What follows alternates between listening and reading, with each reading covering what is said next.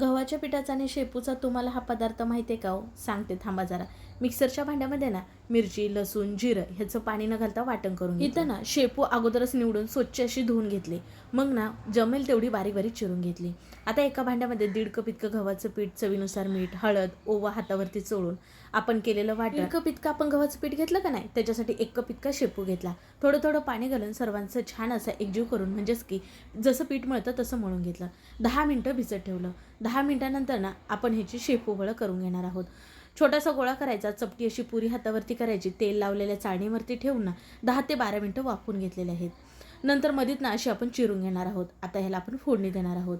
कढईमध्ये 1 पळी तेल घातलं. तेल गरम झालं की जिरं, मोहरी, कढीपत्ता घालून घेतला. नंतर आपण केलेली शेपूफळं घालायची, छान अशी मिसळून घ्यायची आणि वरून भरड असं भाजलेल्या शेंगदाण्याचं कूट घालायचं. इथं ही शेपूची फळं केली. शेपूच्या ऐवजी मेथी वापरून ना तुम्ही मेथीची फळं सुद्धा करू शकता. खायला खूप छान लागतात, नक्की करा.